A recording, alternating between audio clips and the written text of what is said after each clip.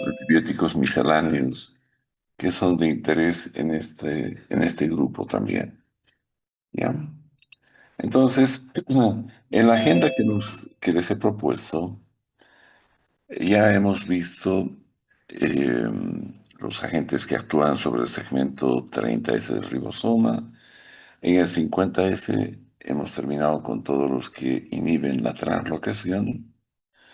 Y ahora voy a hablar de los que inhiben la transpeptidación al inhibir una enzima que es la peptidiltransferasa, que es la que mueve la cadena peptídica hacia el lugar aceptor uniendo al nuevo aminoácido, ¿no? Que ha sido incorporado en la cadena. Entonces, en este grupo voy a mencionar a dos grupos, las pleuromutilinas y los fenicoles, donde el clorfenicol es el único sobreviviente de ese grupo. Bien, entonces empezamos a ver un poco de estos fármacos, las pleuromutilinas. Ese nombre tan raro porque viene de donde provienen. Estos fármacos derivan de un hongo llamado Pleurotus mobilus, ¿no? Mutilus. De ahí viene su nombre, pues, pleuromutilinas. Hay dos básicamente en el mercado, no necesariamente en el nuestro, pero en la farmacopea mundial se conocen estos dos, la retapamulina y la lefamulina. Uno es de uso netamente tópico y el otro es sistémico, o sea, se da por vía sistémica. Tiene que entrar en plasma para actuar. Y además está orientado específicamente hacia el Streptococcus pneumoniae y sirve como alternativa terapéutica para tratar la neumonía adquirida en la comunidad en gente adulta. Y la retapamulina sirve para tratar infecciones por Staphylococcus aureus en la piel, como el impétigo, que vamos a ir viendo poco a poco. ¿Qué sucede? Pues estos, como hemos mencionado, van a trabajar en el segmento 50S, pero inhibiendo la transpeptidación, ¿no? Bloquean a la peptidiltransferasa. Con esto inhiben la elongación de la cadena peptídica. A través de este proceso es que los aminoácidos son ensamblados hasta conseguir la cadena necesaria de una proteína. Tienen, por lo general, tienen muy bajo riesgo de hacer resistencia cruzada con otros antibióticos. Su espectro antimicrobiano es contra gram positivos, como el neumococo, por eso es que se lo usa en la neumonía adquirida en la comunidad. También está el Streptococcus aureus y es incluso es resistente a la meticilina. De ahí que de manera eh, tópica se puede utilizar contra infecciones por estáfilo. Además, es útil, aunque no droga de no son fármacos de primera elección, para manejar enfermedades producidas por bacterias atípicas, como el micoplasma, la clamidófila, la legionela, que obviamente están también como agentes causantes de la neumonía adquirida en la comunidad. Los anaerobios, en esto sí se ve mucha variabilidad en de qué tipo de bacteroides estamos hablando. Y no cubren los gram negativos que no sean fermentadores. No sirve para gram negativos no fermentados. Normalmente esta que se usa por vía sistémica, la lefamulina, se da por vía oral. Su biodisponibilidad es baja, pero lo suficiente para ser útil en el tratamiento de las infecciones respiratorias. Y también se usa por vía intravenosa, ¿no? Y su concentración es alta en los tejidos respiratorios. Se metaboliza a nivel hepático por la citocromo 3A4 y se elimina por vía renal y hepática. dentro de sus propiedades farmacocinéticas. Los usos clínicos, pues la retapamulina sirve para tratar el impétigo. El impétigo normalmente está producido por estáfilos y también puede en algunas ocasiones ser el estreptococo piógenes el que está produciendo el problema. La lefamulina pues, se usa para tratar la neumonía adquirida en la comunidad, ¿no? En gente adulta. Entonces, estos son los principales usos de este grupo de las pleurotilinas. No se olviden la inhibición de la transpeptidación. Estos fármacos son relativamente nuevos. La lefamulina salió en 2019. Y otra vez, para que no se olviden, gram positivos como el neumococo. Gram negativos puede dar en algunas situaciones con la Klebsiella. Y los atípicos como la clamidia y el micoplasma que pueden en algunos casos estar involucrados en la neumonía adquirida en la comunidad y es útil también para esto. Entonces, neumonía adquirida en la comunidad es la indicación básicamente cuando se usa por vía sistémica. Entre los efectos adversos hay una prolongación del QT y ustedes saben que cuando hay prolongación del QT se pueden generar arritmias hasta mortales. Especialmente a la que más se teme es a las dorsales de Pointes, que significa las puntas torcidas de la onda R, ¿no? Que lleva a un pleomorfismo ectópico ventricular que puede terminar con una fibrilación y paro y muerte del paciente. También a nivel hepático se producen alteraciones en las transaminasas y pues hay que ajustar la dosis en caso de una insuficiencia hepática severa. No se debe utilizar, no, estos fármacos no se usan en el embarazo.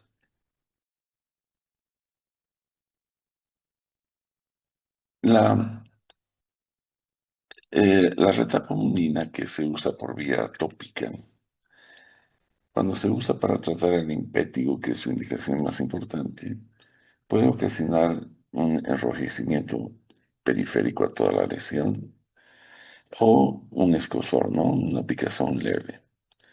La lefamulina que se da por vía oral puede ocasionar vómitos, náuseas, diarrea, la elevación de las transaminasas.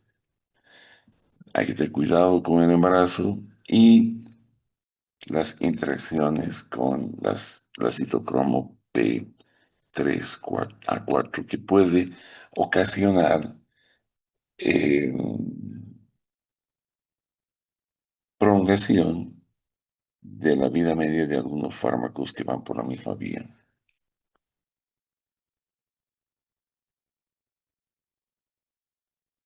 En la actualidad, el rol que cumplen, quizás en el futuro se están investigando para otras infecciones, por ahora solo se usa como alternativa cuando no se puede utilizar los macrólidos o los betalactámicos en pacientes con infecciones respiratorias, ¿no? Entonces,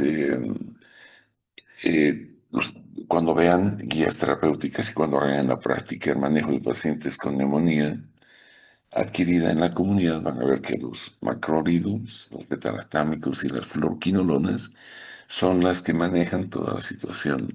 Son los fármacos que en la actualidad están con mejores evidencias de eficacia y seguridad. Estos fármacos son relativamente nuevos, 5 o 6 años que están en el mercado y están siendo probados y se está viendo que dan buenos resultados en cierto tipo de pacientes. No es que sean fármacos de primera línea cuando vemos un paciente con neumonía. Si es adquirida en la comunidad, pues se maneja de acuerdo a una serie de evaluaciones como el CURB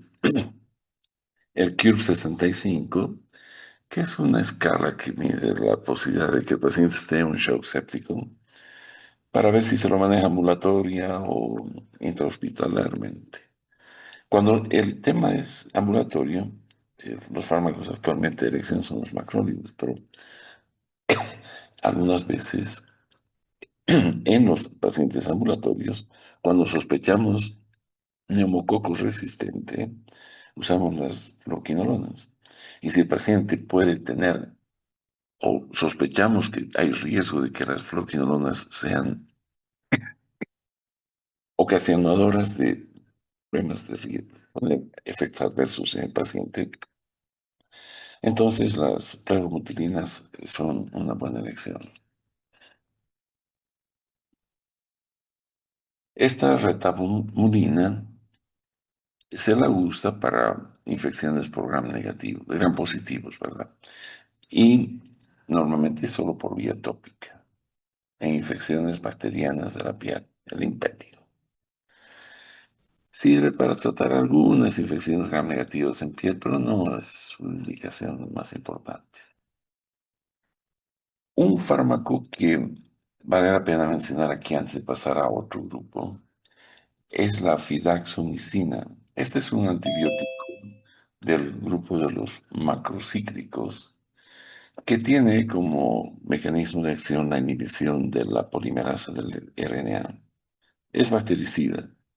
Normalmente no se absorbe muy bien por vía oral y esto es lo que nos interesa, pues, porque lo que nos interesa con este fármaco es producir un efecto en lumen intestinal cuando hay la complicación de una enterocolitis pseudomembranosa,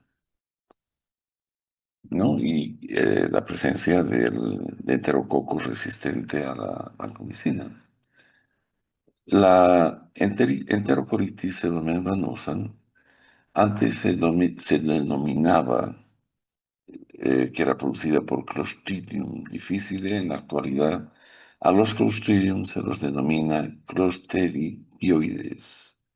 Esta es la nomenclatura que desde el año pasado los infectólogos por algún motivo han comenzado, los que hacen bacteriología además, han pensado que este es el nombre correcto para llamarlos. Entonces, de ahora en adelante seguramente van a escuchar ustedes que se los denomina los Clostridioides, ¿no? Eso es el nombre ahora de estas bacterias. Bien, ahora el cloranfenicol es parte de un grupo de los fenicoles derivados del nitrofurano.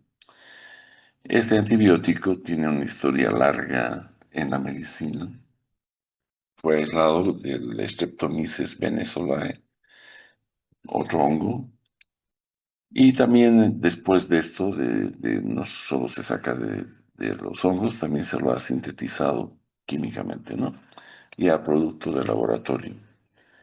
Como les decía, es un derivado de los nitrobencenos. Este antibiótico inhibe la peptidación, es decir, impide o inhibe a la peptidiltransferasa. El problema más serio con este antibiótico es la supresión de la médula ósea. Esto ha sido motivo para que en la mayor parte de los países donde hay un poco de seriedad en la salud pública, este medicamento ha sido retirado de la venta libre y se requieren permisos especiales para someter al paciente al riesgo de una posible muerte inevitable cuando el paciente tiene una respuesta idiosincrática que es una supresión, una aplasia medular. Es irreversible. Ni con trasplante de médula se puede solucionar. Siempre fallece. En la facultad hemos tenido algunos estudiantes que han fallecido por automedicarse con clorofenicol. Y en las farmacias se prescribe, entre comillas, las bioquímicas no debían prescribir, pero ellas prescriben al paciente clorfenicol. Y no sabemos exactamente la incidencia de mortalidad que hay, pero sí sabemos de muchos casos que así han sucedido. Por eso es que este medicamento ya no es un fármaco de primera línea. Está en reserva siempre y cuando existan infecciones en las que demostremos que no hay otra alternativa. Debemos demostrarnos a nosotros mismos. En los países tienes que demostrar a las autoridades sanitarias que vas a usar clorfenicol porque hay alguna infección resistente. puede ser hemófilo influenza, puede ser meningococo, neumococo, etcétera, o alguna enfermedad rickettsial severa en la que pensamos que el clorfenicol puede ser útil. Es un fármaco que tiene una liposolubilidad impresionante. Cuando se lo usaba para tratar el medicamento de primera línea para tratar la fiebre tifoidea, cuando se usaba para este fin, pues teníamos la gran ventaja de que esa liposolubilidad hacía que este fármaco ingrese a las placas de Peyre en la terminación idiocecal, pero de una manera sumamente fácil, y acababa con la Salmonella typhus allá donde se anida y se multiplica, no tanto en el lumen, sino periféricamente al intestino, se produce una infección de la Salmonella, esa tiflitis que produce en la región iliocecal, ¿no? Entonces penetra el sistema nervioso central, tiene una liposolubilidad increíble. Lamentablemente también daña la médula y eso es lo que ha hecho que este fármaco pase a una segunda línea. Se une a la unidad 50S, ¿no? Y hemos dicho, todo esto es un bacteriostático y con algunos patógenos se comporta como bactericida. Su espectro, gram positivos y gram negativos. También trabaja sobre nerobios, ricketsias, clamidias, salmonella, meningococo. En niños antes se usaba el clonfenicol para tratar la meningitis, en adultos también. En la actualidad tenemos antibióticos más seguros, de amplio espectro y que nos cubren muy bien el espectro de bacterias posibles que ocasionan una meningitis bacteriana adquirida en la comunidad. La resistencia al clorfenicol se producía por inactivación del antibiótico por una enzima que es la acetiltransferasa bacteriana. Las bacterias aprendían a producir esto, es decir, con esto inutilizaban al clorfenicol y había resistencia. Como les decía, excelente absorción, distribución, cruza la barrera hematoencefálica placentaria, tiene un metabolismo hepático por glucuronidación y se eliminaba por vía renal, ¿no? Sus metabolitos. En los neonatos, cuando se usaba clorfenicol de manera temprana por alguna infección, generalmente meningia, teníamos un síndrome que se llama síndrome del bebé gris, que es una cianosis con una falla sistémica debido a lesiones que ocasiona el clorfenicol a nivel hepático, pulmonar, etc. Eh, Ese es el famoso síndrome del bebé gris que algunas veces terminaba con la vida también de los neonatos. Cuando se va a usar, se usa generalmente para infecciones en las cuales están involucrados pues es bacterias gram positivas y negativas y anaerobias que creemos que pueden beneficiarse con el uso de este medicamento. La fiebre tifoidea, la fiebre entérica salmonella alta tifoidea, la meningitis en pacientes que no pueden recibir tratamientos, por ejemplo, es una posible alternativa que hay que ver, pues hay que hacer una evaluación de riesgo-beneficio. Eh, si el paciente no hay otra alternativa y se va a morir si no le damos algo, pues bueno, vamos con cranfenicol. Y si se muere por aplasia medular, pues bueno, al menos hicimos el intento de salvar. Las infecciones por bacteroides, algunas enfermedades como la rickettsiosis, cuando no hay otros antibióticos que estén disponibles, ¿no? Y su uso debe estar siempre restringido por esa toxicidad que he hablado. Hay que pensar muy bien antes de prescribir clorfenicol y antes de automedicarse con clorfenicol, que eso es lo peor en los estudiantes de medicina y los del área de salud. Me imagino que en todas las facultades que ahora hay muchas acá en Cochabamba y en el mundo, la gente pues tiende a automedicarse. Y en países donde se vende el clorfenicol tan libremente, pues las posibilidades de lesión son grandes. Entonces, puede haber una depresión medular reversible. Esto es dosis dependiente. Siempre que se usa clonfenicol, si el paciente no hace una aplasia medular, porque cuando hacen aplasia medular, basta una tableta. No necesita el paciente tomar 2 días, 3 días, 10 días para que le dé aplasia. No, la primera tableta es chao al paciente. Eso se va a dar cuenta unos pocos días después, cuando todos sus elementos formes en sangre comienzan a disminuir. Hay una ausencia de producción de todo, blancos, rojos, plaquetas.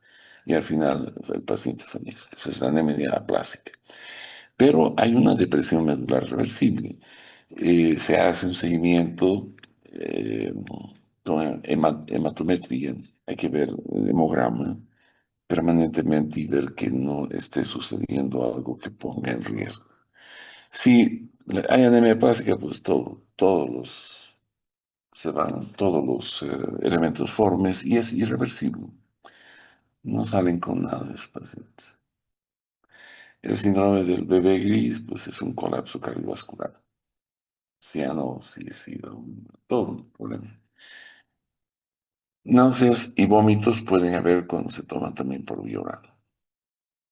Ahora ya no hay estos. Me imagino que la semana anterior les han mencionado que para la fiebre tifoidea el fármaco de elección es. ¿Cuál es?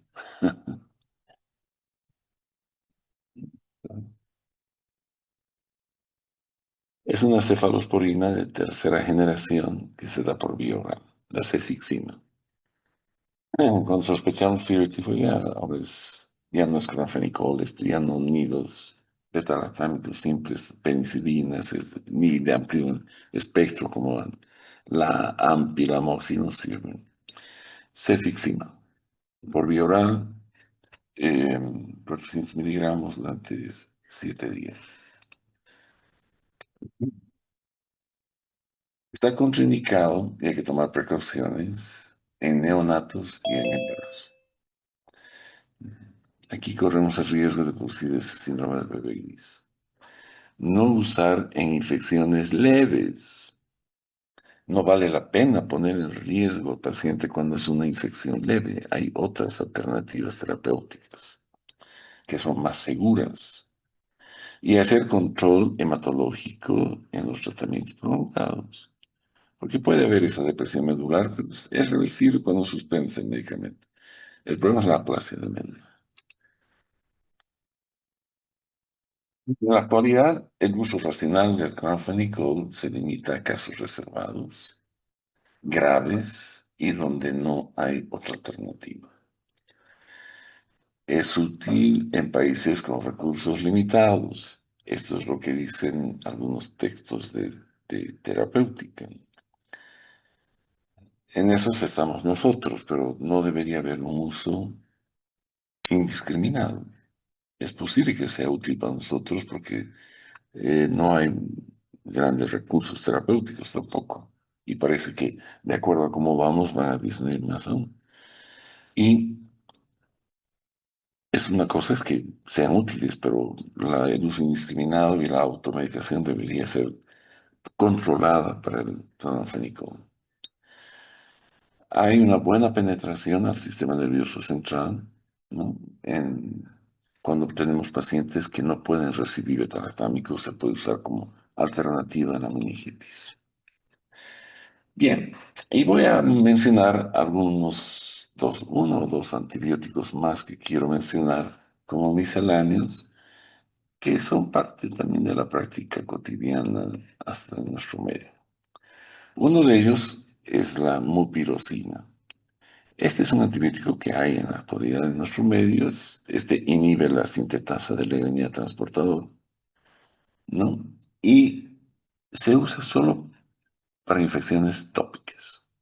Gran positivos, estáfilos o estreptos que están infectando la piel. Se usa por vía tópica. Se usa para también tratar pacientes portadores nasales del estafilococo aureus resistente a la meticilina, las infecciones cutáneas y el impétigo.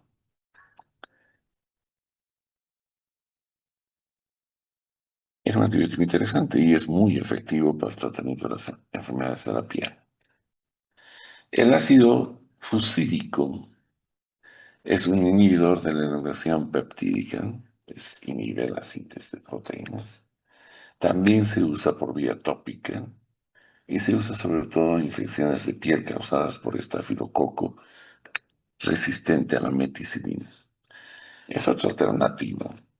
Miren, y estamos hablando de infecciones tópicas, no sistémicas y fármacos que inhiben la síntesis de proteínas. Y finalmente la rifaximina. Este antibiótico ha ganado un espacio especial en la desinfección o descontaminación del intestino, ya sea para preparación prequirúrgica o para tratar eh, infecciones luminales sin que el fármaco se absorba. Preparación para una cirugía, miren, infecciones intestinales, esterilización en pacientes con encefalopatía portal, las diarreas del síndrome de intestino irritable, la diarrea del viajero, la enterocolitis pseudomembranosa, donde antes teníamos que buscar vancomicina o usar neomicina. Ahora la rifoximina es una alternativa excelente. Hay pacientes y es muy común ver ahora con este uso indiscriminado de antibióticos, gente que hace disbiosis. La disbiosis, me imagino que también se habló, no sé. En introducción a la antibioterapia debían haber hablado de la microbiota, su importancia, el rol de las bacterias en nuestra fisiología y el uso de estos antibióticos de amplio espectro que destruyen la microbiota, producen la disbiosis o intestino permeable, varios nombres que le dan ahora a este problema. Pero básicamente es una proliferación de bacterias en el intestino delgado que no son las que normalmente habitan y ayudan en nuestros procesos de digestión y regulaciones de la absorción de varias sustancias. Entonces proliferan unos aprófitos no necesarios y el paciente tiene un cuadro pero aparatoso de desnutrición, avitaminosis, flatulencia, distensión, pérdida de peso, caquexia, por bacterias que no sirven, bacterias que no son necesarias en el intestino. Se llama SIBO, normalmente van a encontrar seguramente en internet como síndrome SIBO. Entonces, la rifaximina es el fármaco que nos puede matar a todas esas bacterias que han proliferado, que se entran a veces desde el colon al intestino delgado para repoblarlo. Y pues, no es el lugar donde deberían estar y una alteración de los procesos digestivos se produce ahí. Entonces, esta rifoxamina es un fármaco que está cambiando muchas cosas ahora en este sentido. Solo se usa por vía oral. Como no se absorbe, una absorción casi nula, es un antibiótico que trabaja en el lumen y funciona muy bien para estos casos. No tenemos pacientes con encefalopatía, por tanto, es muy útil. Bueno, y con esto yo he terminado la parte que me corresponde.